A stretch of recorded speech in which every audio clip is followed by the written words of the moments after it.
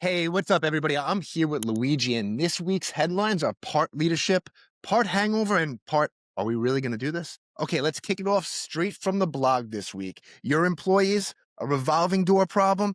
Luigi's going to break it down for you right now and let you know what's really going on. And I bet you're not going to believe it. Matt, if your employees keep leaving, it's usually not for money. I don't buy it. It's for better leadership. I'm telling you. Okay, maybe. Hey, I stick around here because of your leadership, fearless leader. You know what the cure is, Matt? It's all about the Benjamins, baby.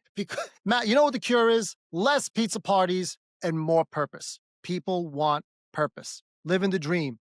You don't need team building retreat. That stuff is out. What you do need is to stop being the reason they keep updating their LinkedIn profile. We're covering this over on the Credit Bank blog this week. Give it a read and learn how to keep your team loyal before your open door policy turns into an actual exit route. Meanwhile, over in California, the only thing people are quitting faster than their jobs is wine. Well, I don't know if I believe that, but I guess with all the new articles out on Gen Z trading in their Merlot and Cabernet Sauvignon for mocktails and ice baths, maybe a thing. Things are changing in California, Matt. Couple of things there. One, they've had a really nice climate the last year or so. Good climate means lots of grapes. Lots of grapes means oversupply. And you know how that goes. And then also there's that cyclical change in tastes and behavior. In the 60s and 70s, we all loved our scotches. And then for 20 years, it was all about absolute vodka and all these mocktails.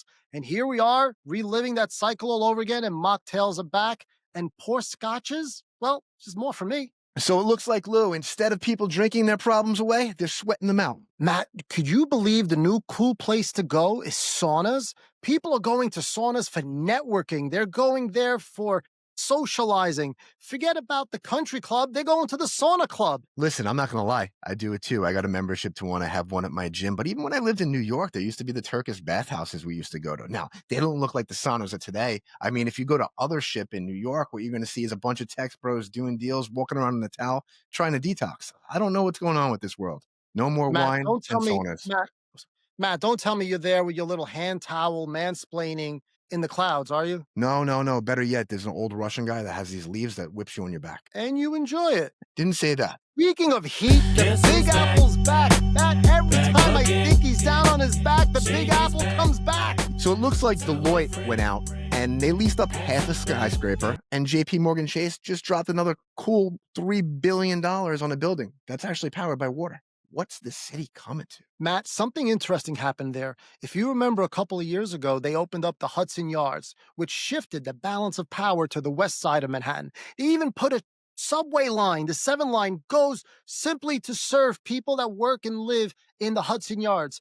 And then here comes Jamie Dimon, the king of banking, and he opens up this huge skyscraper on the east side, transferring the balance of power back to the east side. So what's going on with Hudson Yards? I guess it's a power play. We'll never know, but it seems like Mr. Diamond's getting everybody back to the office. And with diamonds, we need to talk about more shiny things. And while Manhattan skyscrapers are gleaming again, it's silver that's really shining. Matt, I think silver is tired of being the little brother to gold. Well, listen, if you see the gold run up, like we were talking about before, cycles, there's always a cycle. Gold will run and then silver will follow. But here's the cool thing right now. It looks like the U.S. geography. I can't use these SAT words. Silver good. Silver good. Silver? Good, shiny, good. It looks like the U.S. is about to make silver a critical material, because most people don't realize silver is not just shiny in for your earrings and jewelry that you make. It's in a lot of things we use today. iPhones, chips. So it is actually a resource that's usable and not just shiny like gold. So this piece has a silver lining? That was a bad dad joke. We digress. Let's talk about Nobel. And I'm not talking about the Peace Prize, but I'm talking about the Nobel Prize in economics. All yours, Lou. Matt, this year's Nobel Prize in economics went to 3 really smart dudes that came up with this theory called creative destruction. It's not chaos. It's capitalism with a flamethrower, right? So the whole idea is if you're not breaking things, you're not moving forward. And this kind of makes sense, right? Like a muscle when you work out, you break down the muscle, then the muscle gets stronger. And the economy is the same way. If we didn't break the horse and buggy, the card doesn't come to replace it. I If we mean, don't did they really sit down and write a paper or something that we all knew about for the last 20 years since social media came out in these movies that have phrases in it? Go fast and break stuff. They got a reward for it. academia, buddy, academia, publish or perish. This is what they do. They write. And that is why they're winning economics prizes and not in business themselves. Moving on. Of course, not all destruction is creative. An Ohio based company was actually caught selling their receivables not once, not twice, but 3 different times. And now they're going bankrupt and possibly to jail. Company actually submitted for factoring twice using the same invoices. Yeah. And guess who was behind the underwriting of those invoices? Sometimes bigger is not better because it was Jeffries and BlackRock that's on the hook. This goes to show you somebody's definitely getting fired, somebody's going to jail, and hopefully, well, This is happening pretty often. Didn't JP Morgan just get caught with like a $170 million bill because they bought a company with fictitious users? let's break this down for everybody and tell them exactly what it is because I think some of the audience may not know. So, after you do a job, you get an invoice. The company can pay you within 30 days. Then you can bring that invoice, use it as collateral, and go to what they call a factoring company that will give you some of the value of that invoice, right? But they own the invoice at that point. What this company was actually doing was they were giving the invoice to Jeffries, taking 90% of the money, taking that same invoice and going to BlackRock and giving it to them. I guess somebody forgot to file a UCC along the way. Like I said, ladies and gentlemen, 2026 Nobel Prize in Small Business, Matthew R. Meehan. And now for Luigi's favorite part. Go, Lou. Tell them what we're up to. Some news from around the web. Matt, we got some wild ones this week. Yeah, you're a tennis pro now, so why don't you go with the first one? This tennis pro, Gonzalo Oliveira, just got hit with a 4-year suspension because his blood was caught with traces of meth. And his excuse? I kissed a girl who had meth. Really? It doesn't survive the smell test, buddy. Meth mouth at its finest. Okay, meanwhile, over in Missouri, Lou, I hate to break the news to you. I believe it's pronounced Missouri. Is it really? It's Missouri. Yeah. We have a lot of Southern clients. It's Missouri. All right.